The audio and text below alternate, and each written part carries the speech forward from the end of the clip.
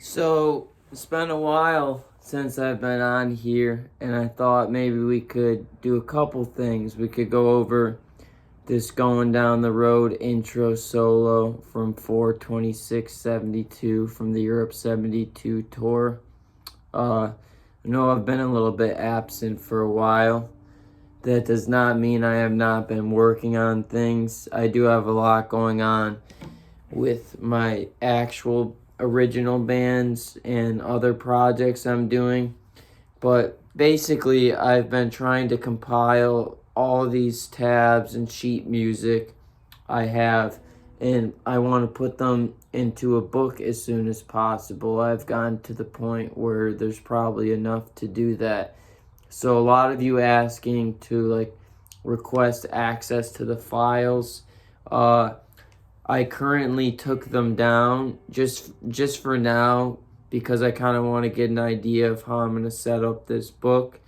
But I've still been working hard, and in the meantime, I don't know, I've uploaded 10 months ago or something. But I've done lots of solos in that time, and my buddy Chris, I've been collaborating with him on some of them as well. So, yeah, let's look at this Going Down the Road Feeling Bad. I can't use, or I would say I don't want to use the original song because then I'll get copyright striked. So I'm going to use this shitty MIDI recreation. I guess it's not awful, but yeah, and we can go from there. I have it at 80% speed just to kind of break it down, and we can look at some of these licks, but maybe before even all of that, and you can skip through this video if you know this, but I think it'd be healthy to kind of go over the chord progression because I like to point out when Jerry's using notes, chord tones, and kind of how he's approaching it. So, chords to this are E, starts with an E. Going down the road, feeling bad. Sometimes, or a lot of times, you'll hear D added in there, and later on you'll see what I mean. Jerry even responds to that in the solo. So the first chords are E, D, and A. And like I said, you can skip over this if you want to just get to the leads. But going down the road, feeling bad. E, D, A. Going down the road, feeling back to E. Then it goes back up to A. Going down the road, feeling bad. E, C sharp minor. And then the end is kind of like E, B, or B7, back to E. So before Jerry comes in with those licks on this version, there's that little groove of, I'll play the little MIDI thing at 80% speed, but we gotta... That's basically it. It's just kind of like a bluesy shuffle in E. And let me look. Yes, this does have a swing feel. So for those of you that don't know what that means, eighth notes. Every time the metronome clicks, you're playing 2 notes. And these are even eighth notes. This is swung eighth notes. So that means it's kind of like long, short, it's swung. So instead of, it's more like, but they're still notated as eighth notes. And this little bluesy thing in the beginning,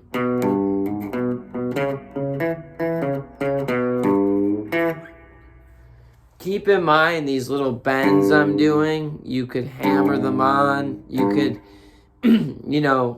feel free to like change it up a little bit. I try to get as close to Jerry as I can when I'm transcribing these. Nowadays, even more so. And what I mean by that is trying to figure out, I'm starting to get used to the positions he played in. Because, you can play a lick somewhere. Excuse me. So sometimes it's hard to tell without video, what position he's in. But that makes a huge difference when you're playing, right? So that is just like, if we think of our kind of like this bluesy kind of shuffle, it starts with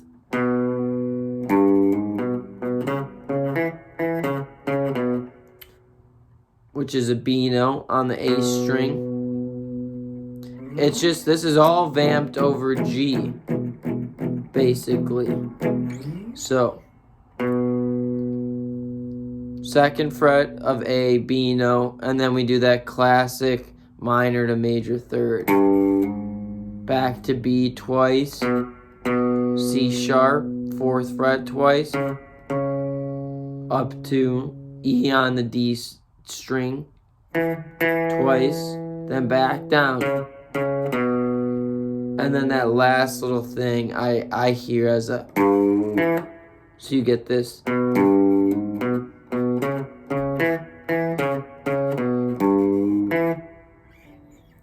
So that's pretty much that. It's a very standard, like,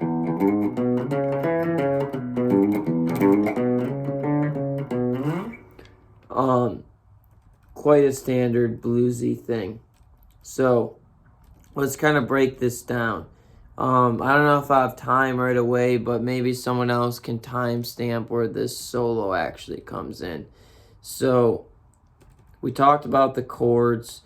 So we start off with this.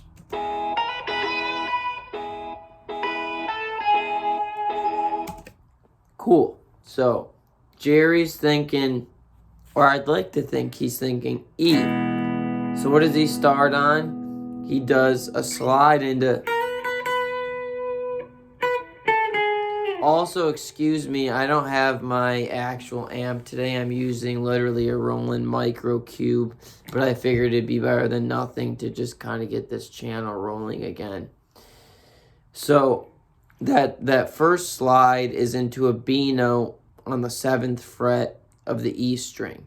And you can hear it, it's from a half step below. Classic Jerry. Taking a note that's not really in the scale and then sliding up to it quickly. It has a different effect than, that has a different effect than, so you slide in to the B note. And what you want to start doing is thinking, what notes do these chords have? So E. So an E major chord, you think about it, it has, if you have your E major scale, this is for a whole nother lesson, but an E major chord is an E, a G sharp. E is the root 1 of the chord, G sharp, the major third, and then B, the perfect fifth. Because remember, the only thing that changes from major to minor chord is that third. You always have the same root and perfect fifth. So he comes right in and he knows he's over an E chord, so he's like, okay, I'll hit the fifth of it. Perfect. He hits that B note. And then also what's cool after that, hold it out. So if you saw that, we got that B. And then you walk down to G sharp. So still over the E chord, Jerry is very conscious of starting on the fifth. And then he goes down to the third of the chord. Genius. Very subtle and genius.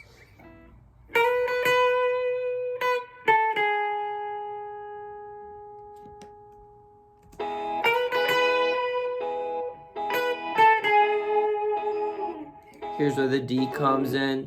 There's nothing there the first time around. Then the next lick.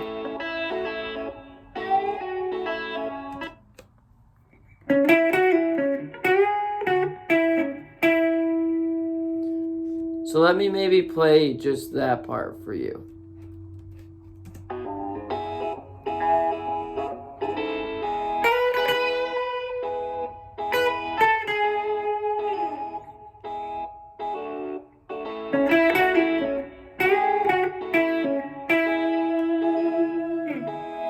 Cool. So we're taking this little by little, but over the A chord,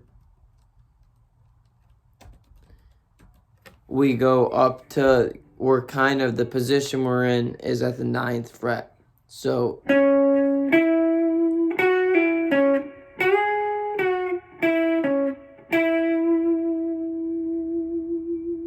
it's always good to try every time you're playing a note. It's good to test your knowledge of how fast you can name that note. So like when I hit the 11th fret, now we're on the A chord of the progression, and what do you know? Jerry hits the major third.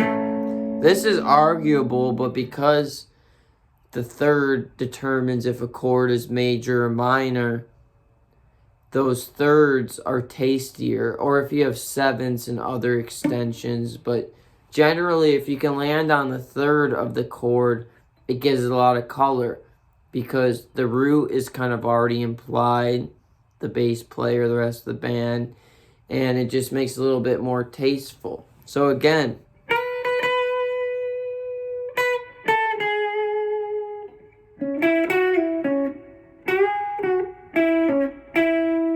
this is all just 11th and 9th fret. And like I said, he lands on that major third. So I'm not going to go into every single note. If you want to get better, you got to start to analyze that yourself. Or feel free to ask me questions. So if you look at that slowly, because I don't think the best approach always is to tell you every string and fret I'm playing. It will make you better if you just kind of watch what I'm doing.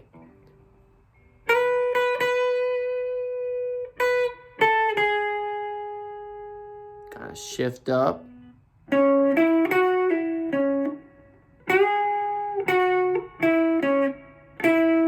And then we end on an E.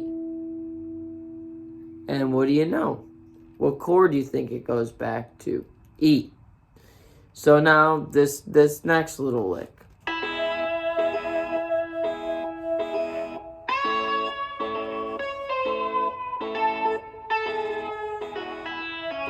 Let's take it up to there. That's a really cool one. So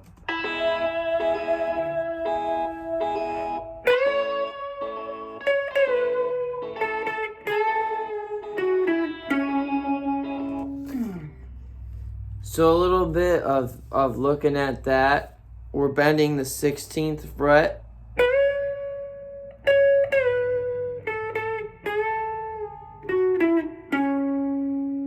And then we end here. And what do you know? That's a C sharp when the C sharp minor chord comes. So you kind of get what I'm getting at. I don't want to be overly redundant with this, if that makes sense, because I could take every single note and kind of explain. But there are a lot of times where I suggest learning music theory to break the rules, or not to sidetrack, but Jerry talks a lot about how important it is to learn the vocal melody to the song on your guitar. And then that can kind of help you when you're improvising and soloing or learning solos.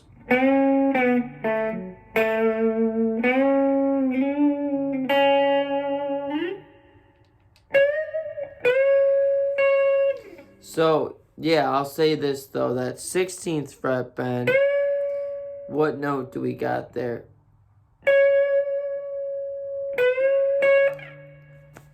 I'll give you a second to think about it. It's a C sharp.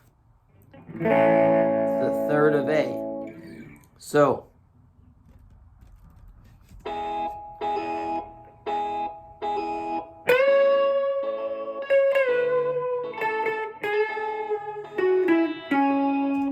that's kind of like a I'll play it for you slowly. Like I said, try to just watch my fingers. It's the best way to get better at this. Instead of me saying, this string, this fret, you're really going to want to try to do this. So, he bends it, hits it while it's up there, releases it, and then there's this half step pre-bend. So what does that mean? A lot of bends can be full steps, or whole steps, excuse me, which means they reach up 2 notes from where they started. Half step bend is just 1 note, or half step is just 1 fret. So he does this. So on the 13th here,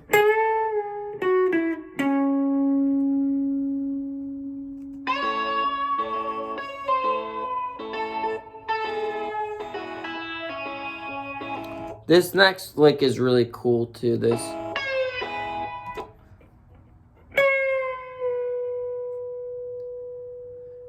So bend that whole step down. I kind of like to do it with my middle finger, and you'll see why.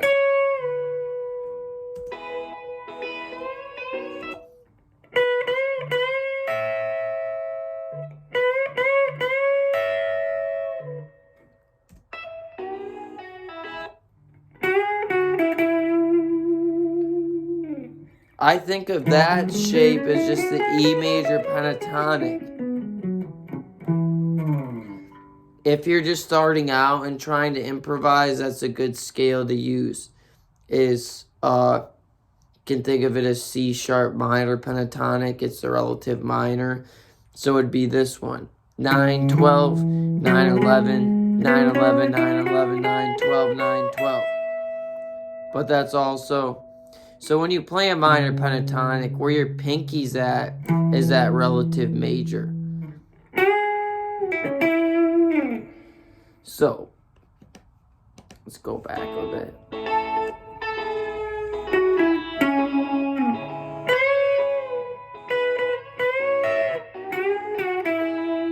My hand's back on the E. This one's really tasty, the walk up back into it. So let's listen to that. Again, sorry about the quality. I just don't want to get copyright striked.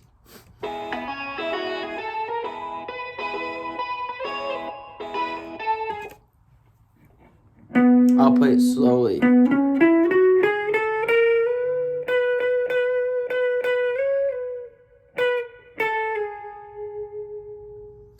Landing back on that major third of E.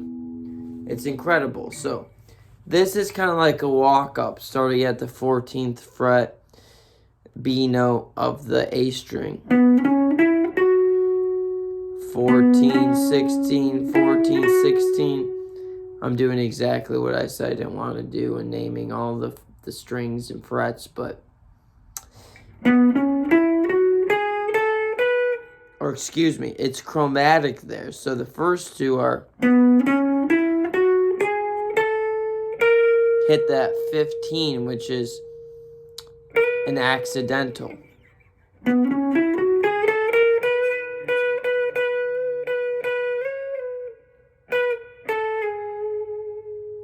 So watch that one again.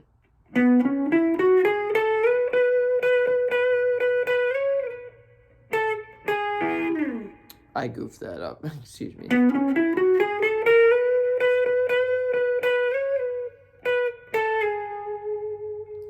Over the E chord, and then this next line. I love that line because that's where he finally responds to the D chord. So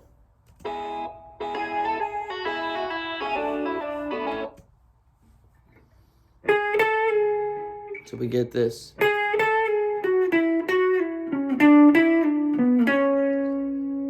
And he lands on the major third of A again. You're seeing a little bit of a pattern here. So I'll play that slowly again. Listen.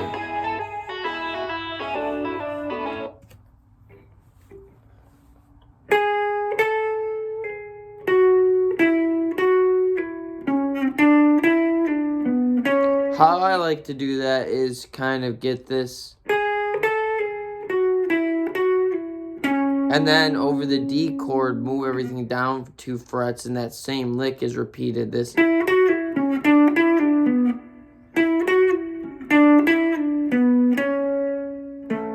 Fits that A chord, right? So.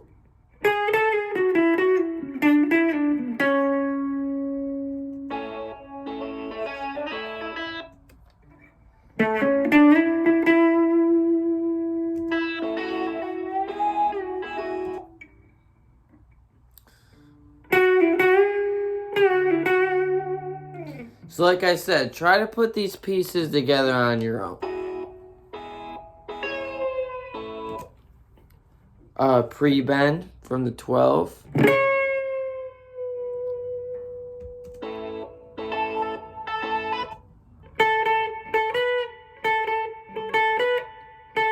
he's landing on A over the A chord. Wow.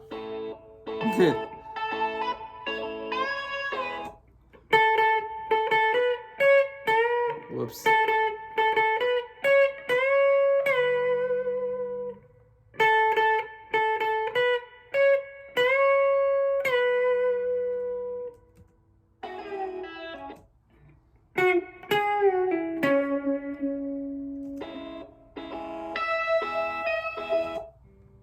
And then this end. Classic Jerry. He does a lot of bends where he bends into tune, but the note he's bending from may not necessarily be in the key signature. I guess this is one of them, because you can think of this kind of in a couple ways. Since there's a D chord in the progression, it's kind of like E mixolydian mode. So when he hits this 11, that's a D sharp. So that's the whole, like, break the rules of music theory. I encourage it. Very easy. Very light bend.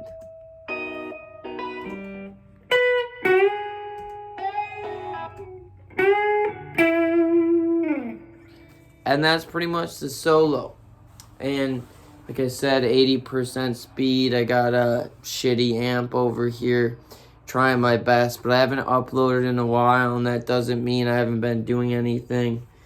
I've been playing a lot with an original band and a Grateful Dead kind of tribute cover band, because we need just more and more of those in the world.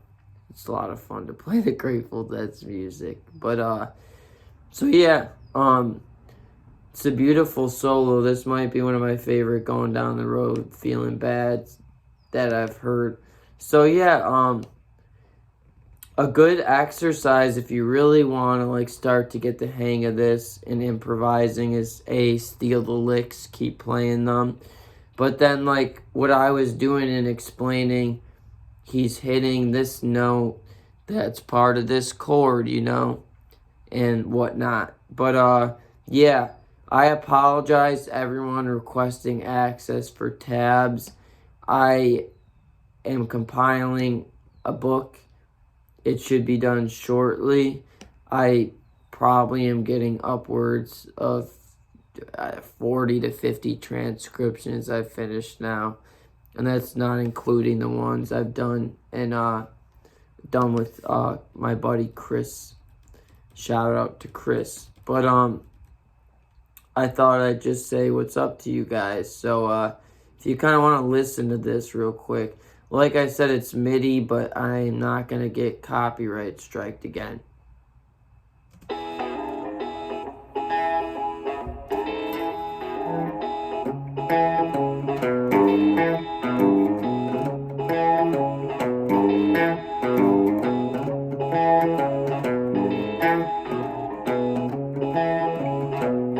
This last time he gets quiet before the...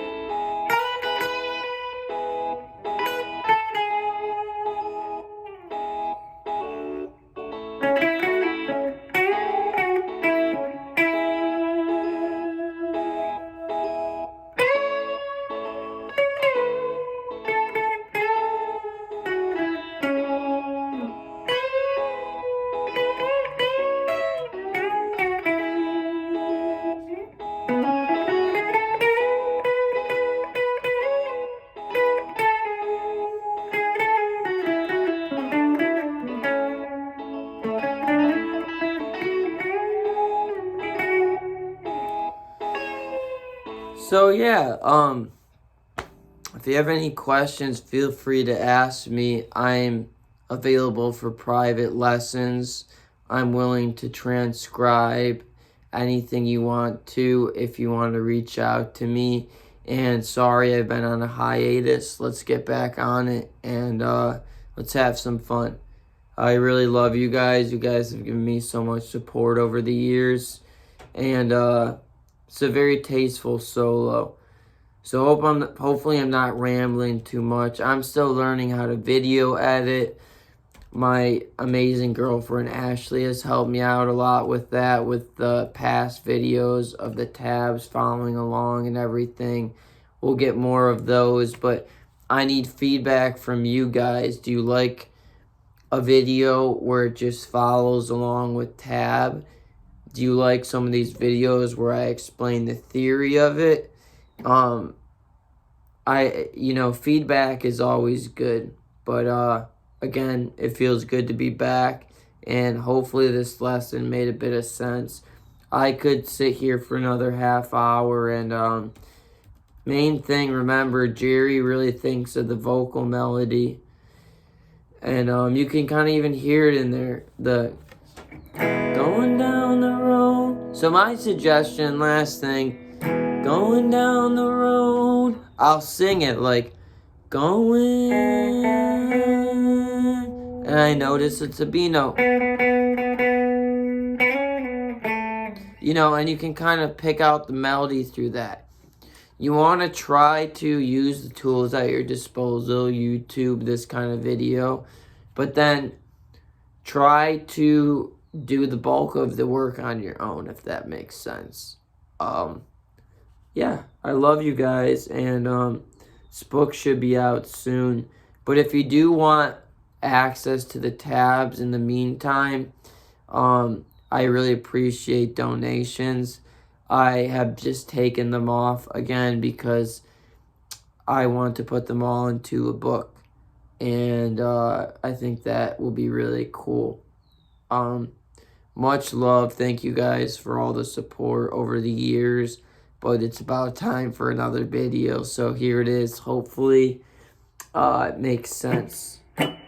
I'll try to, I'm not very good with YouTube, but timestamp everything. Maybe someone can help me explain how to do that.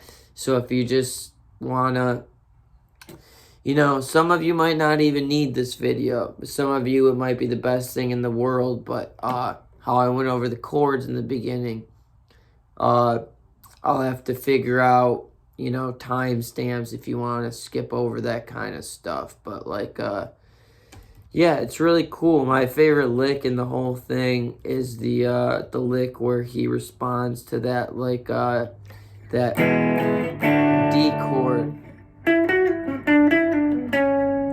Very tasty. And I'm sure all of you guys are very tasty as well. But seriously, much love, and let's keep the ball rolling. Love you guys.